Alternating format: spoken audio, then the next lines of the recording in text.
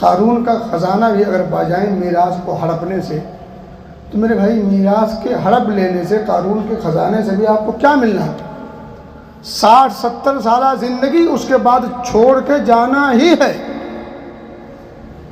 اس کے بعد چھوڑ کے جانا ہی ہے۔ جیسے آپ کا وہ جو چلا گیا، جس کا آپ نے ہڑپا ہے، اس کا بھی کوئی تھا، وہ بھی چلا گیا۔ یہ تسلسل ہے، سلسلہ ہے، چلتا رہے گا۔ جانا ہے چھوڑ کے، چاہے آپ حلال طریقے سے اس کو اپنا لیں یا حرام طریقے سے اس کو ہتھیا لیں۔ معزز سامعین، یہ بات آپ اچھی طرح سے جانتے ہیں اور آپ یہ چاہتے بھی ہیں کہ کوئی شخص کسی کا کوئی حق نہ مارے۔ ہر آدمی کا حق پورا ادا کر دے۔ ہم حق لینا تو جانتے ہیں اور حق کو ملنے پر خوش بھی ہوتے ہیں اور اس کی تائید بھی کرتے ہیں، لیکن حق جب دینے کی بات آئے تو ہم ٹال مٹول بھی کرتے ہیں۔ جس طرح سے ہم یہ چاہتے ہیں کہ ہمارے حقوق ہمیں مل جائیں، اسی طرح سے ہمیں یہ بھی چاہیے کہ ہمارے اوپر اگر کسی کے حقوق ہیں تو انہیں دے دیا جائے تو اسی میں عافیت ہے۔ نہ دینے کے نقصانات دنیاوی بھی ہیں، ذلت و رسوائی، بے برکتی اور نحوست، اور اخروی بھی ہیں، اللہ کی ناراضگی اور اس کے عذاب سے دوچار ہونا پڑے گا۔ اللہ بچا کے رکھے۔ میرے بھائی، میراث جس کو ترکہ بھی کہتے ہیں، یعنی مرنے والے کے مال جو چھوڑ کر مرے، اس کو میراث بھی کہتے ہیں، اس کو ترکہ بھی کہتے ہیں۔ ہمارے ملکوں میں بالخصوص وہی طریقہ تقریباً رائج ہے جو جاہلیت کے دور میں رائج تھا۔ تقریباً میں نے کہا ہے، کچھ شقیں سیم وہی ہیں اور کچھ ذرا مختلف ہے۔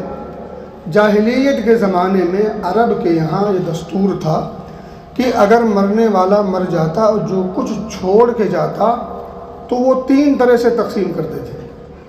ایک تو ان کے ہاں تقسیم کا یہ چلن تھا کہ کسی کو اپنا پالک بیٹا بنا لیتے اور سب کچھ وہی لے لیتا۔ ایک چلن یہ تھا کہ وہ آپس میں حلفیہ عہد و معاہدہ کرتے کہ اگر میں مر گیا تو تم سب لے لینا، تم مر جاؤ گے تو میں سب لے لوں گا۔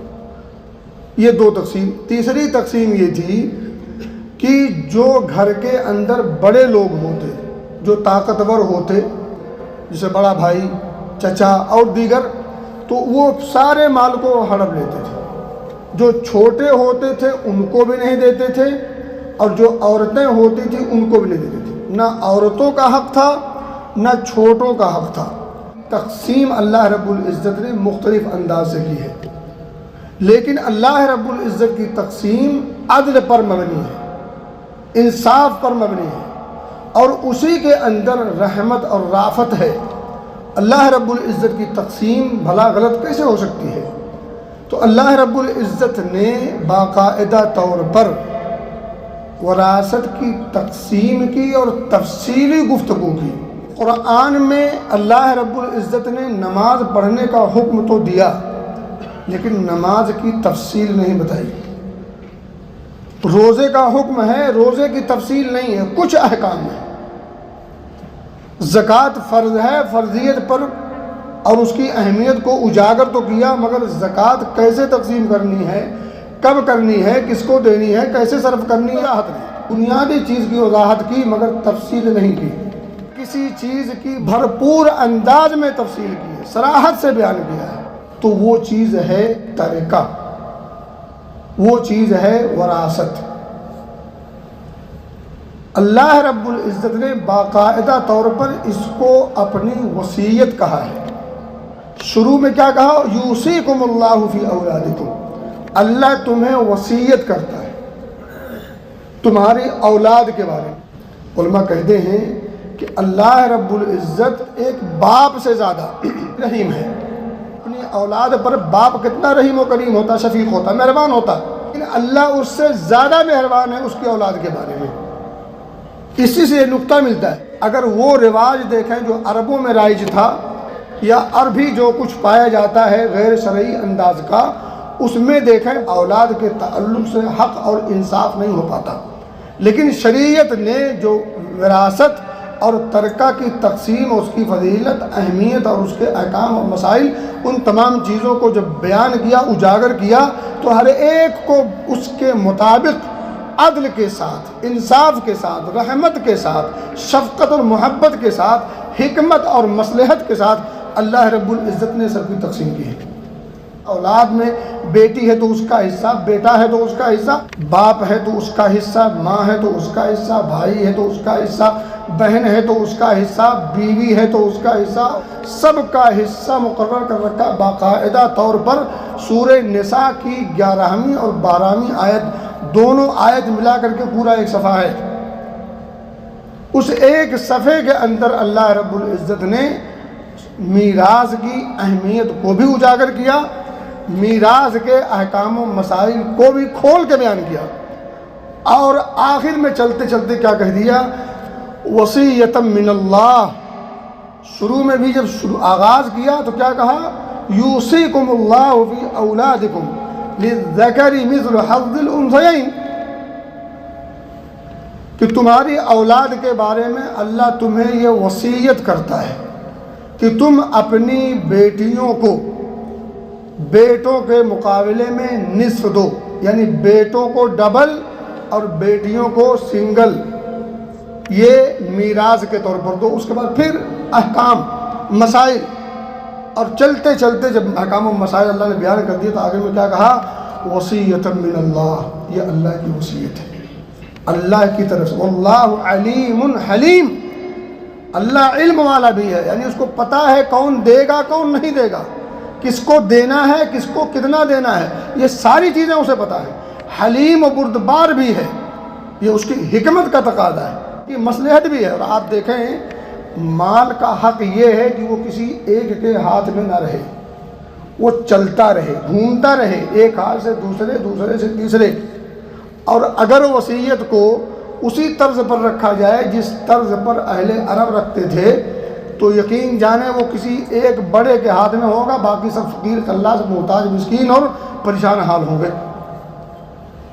اور شریعت نے جو قاعدہ دیا ہے، جو نظام دیا ہے، جو اصول دیا ہے، اس کو اگر سامنے رکھا ہے تو ہر آدمی کو کچھ نہ کچھ اس کے حساب سے مل رہا ہے جو انصاف کا تقاضا ہے۔ تو اللہ نے کیا کہا، وصیۃ من اللہ واللہ علیم حلیم۔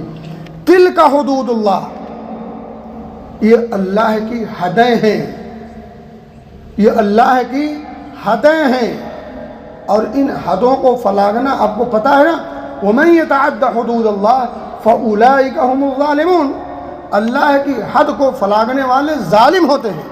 تلک حدود اللہ، یہ اللہ کے متعین کردہ حدود ہیں۔ اب دونوں طرح کے لوگوں کا تذکرہ کر دیا، جو ان حدود کو مانتے ہیں، ان حدود کے مطابق عمل کرتے ہیں، تو ان کے لیے اللہ رب العزت نے کیا کچھ بنا کے رکھا ہے اس کا تذکرہ کیا، کہ ایسے لوگوں کے لیے ایسی جنات ہوں گی، ایسے باغات ہوں گے جن کے نیچے نہریں جاری ہوں گی، خالدین فیہا، جس میں وہ ہمیشہ ہمیشہ ہوں گے۔ اللہ کہتا ہے ذالک الفوز العظیم، عظیم کامیابی اسی کا نام ہے، عظیم کامیابی اسی کا نام ہے۔ یعنی اللہ کے حدود کو سامنے رکھ کر زندگی گزاریں، دینے کے مواقع ہیں تو دیں، لینے کے مواقع ہیں تو بالکل لیں۔ اب جب انسان ان حدود کو سامنے رکھ کے زندگی گزارے گا، تب پھر اللہ رب العزت نے جو نعمتیں تیار کر رکھی ہیں جنت، اور جنت کے اندر سب کچھ میسر ہوں گی اور ہمیشہ کے لیے ہوں گی، اور سب سے عظیم اور بڑی کامیابی اسی کا نام ہے اور حقیقت ہے۔ ومن یعص اللہ ورسولہ ویتعد حدودہ، اور جو اللہ اس کے رسول کی نافرمانی کرے گا، یعنی میراث کا حصہ شریعت کے متعین کردہ اصول و ضابطے کے تحت ادا نہیں کرے گا، ویتعد حدودہ، اور اس کے حدود کو پھلانگے گا، حدود سے ہٹے گا، رب کی منشا کے مطابق فیصلہ نہیں کرے گا، تو اللہ کہتا ہے یدخلہ نارا خالدا فیہا، اللہ اسے ایسی جہنم میں اور ایسے آگ میں داخل کرے گا جس میں وہ ہمیشہ رہے گا، وَلَهُ عَذَابٌ مُّهِینٌ، اور یہ چیز اس کے لیے رسوا کن عذاب کے طور پر ہوگی۔ ایک تو عذاب ہے ہی آگ کا، اور پھر یہ رسوائی کا سبب ہوگا، عذاب مہین، رسوا کن عذاب ہوگا۔ معلوم کیا ہوا کہ میراث میں بہنوں کو یا مرنے والی کی بیٹیوں کو یا باپ ہوں، ماں ہوں، بہن ہوں، بھائی ہوں اور دیگر جن کو شریعت نے متعین کیا ہے، ان سب کو حصہ دینے کی اہمیت اجاگر ہوتی ہے۔ بتانا صرف یہ ہے کہ اگر مرنے والا جو کچھ چھوڑ کے جاتا ہے اور پھر اس کے مرنے کے بعد ہمارے ہاں جو رائج ہے وہ صرف بیٹوں کو ملتا ہے، صرف بیٹے، مرنے والا اگر باپ ہے یا ماں ہے تو صرف اور صرف بیٹوں کو ملتا ہے، نہ بیٹیاں ہیں نہ اس کے ماں اور باپ ہیں، کسی کو نہیں ملتا۔ بھائی بہن تو چھوڑ دیجئے۔ قرآن میں تذکرہ ہے ان 6 کا خصوصیت کے ساتھ تذکرہ ہے، اور بھی کچھ کبھی کبھی ہو جاتے ہیں۔ کون کون؟ اولاد ہے، والدین ہیں، بھائی اور بہن ہیں، اس کے بعد بھی کچھ ہو سکتے ہیں۔ اور یہ بنیاد 3 چیزوں پر ہوتی ہے، نسب پر، خون پہ یعنی جو خونی رشتہ دار ہیں، نکاح پر، نکاح کے ذریعے سے، میرج کے ذریعے سے جو رشتہ بنتا ہے، اس میاں اور بیوی، میاں انتقال ہو گیا تو بیوی کا حصہ، بیوی انتقال کر گئی تو میاں کا حصہ، شوہر کا حصہ۔ اور تیسرا ہے الولا، اگر اب یہ اس وقت نہیں پایا جاتا، جو تیسرا والا ہے وہ کیا ہے کہ اگر کسی مالک نے اپنے کسی غلام کو آزاد کر دیا، جاؤ آج سے تم آزاد ہو، اپنی زندگی اپنے حساب سے جیو۔ اب اگر وہ مر جائے تو جو کچھ مال اس کے پاس ہوگا، اگر اس کی اولاد نہیں ہے تو سارا مال اس کے مالک کو مل جائے گا جس نے اسے آزاد کیا تھا۔ لیکن ابھی یہ چیز مفقود ہے۔ اب 2 چیز بچی، نسب اور نکاح۔ ان 2 کے ذریعے سے جو لوگ موجود ہوتے ہیں، مرنے والے کے مال، پراپرٹی، جائیداد، جس بھی شکل میں اس کی پراپرٹی ہو، ان سب کو اسی حساب سے تقسیم کرنا ہے جس حساب سے شریعت نے متعین کیا ہے، اپنی مرضی سے نہیں۔ شریعت نے جو متعین کر رکھا ہے اس میں آپ کے کسی کردار کی وجہ سے تبدیلی اور چینج نہیں ہو سکتی، اور اگر تبدیلی کرتے ہیں تو پھر وَلَهُ عَذَابٌ مُّهِينٌ کی دھمکی سامنے رکھنی چاہیے۔ میرے بھائی، میراث کے تعلق سے بھی ہمیں سنجیدہ ہونا چاہیے۔ کیوں؟ کیونکہ قیامت کے دن جب حساب و کتاب ہوگا تو ہر حق والا جس نے حق دبایا ہوگا اس کے خلاف کھڑا ہوگا، کہ نہیں کھڑا ہوگا؟ بالکل کھڑا ہوگا، بالکل کھڑا ہوگا، کوئی بھی ہوگا، باپ کی شکل میں ہو، بیٹے کی شکل میں ہو، بیوی شوہر کی شکل میں، جس بھی شکل میں ہو، ہر وہ شخص جس کا حق دبایا گیا ہے اس دنیا میں، وہ اپنے حق کے لیے رب العالمین سے استغاثہ کرے گا۔ آپ سوچیں کہ اگر یہاں پکڑ ہو جاتی ہے تو پھر آدمی کو کتنے پیتڑے کھیلنے پڑتے ہیں، اور وہاں کوئی پیتڑا نہیں چلے گا، وہاں 2 میں سے ایک کام ہوگا، یا آپ کے پاس نیکی ہوگی، وہ نیکی اٹھا کر کے اس کے حساب سے اس کو دے دی جائے گی، اور اگر آپ کے پاس نیکی نہیں تو پھر اس کے گناہ آپ کے اوپر لاد دیے جائیں گے، نتیجے کے طور پر جہنم کی راہ دکھا دی جائے گا، اللہ بچائے گا۔ اب یہ سودا کتنا خسارے کا ہے۔ اس دنیا میں اگر آپ کچھ مال پا بھی جائیں، قارون کا خزانہ بھی اگر پا جائیں میراث کو ہڑپنے سے، تو میرے بھائی میراث کے ہڑپ لینے سے، قارون کے خزانے سے بھی آپ کو کیا ملنا ہے؟ 60-70 سالہ زندگی اس کے بعد چھوڑ کے جانا ہی ہے، اس کے بعد چھوڑ کے جانا ہی ہے۔ جیسے آپ کا وہ جو چلا گیا، جس کا آپ نے ہڑپا ہے، اس کا بھی کوئی تھا، وہ بھی چلا گیا۔ یہ تسلسل ہے، سلسلہ ہے، چلتا رہے گا۔ جانا ہے چھوڑ کے، چاہے آپ حلال طریقے سے اس کو اپنا لیں یا حرام طریقے سے اس کو ہتھیا لیں، نتیجے کے طور پر حساب دینا ہے، اور حساب و کتاب کا معاملہ اللہ کے ہاتھ میں ہے۔ وَكَفَى بِاللَّهِ يَسِيرًا، اللہ کو یہ کام بڑا آسان ہے، اس کے لیے یہ کام کوئی مشکل نہیں ہے، آپ اس کو پٹی نہیں پڑھا سکتے۔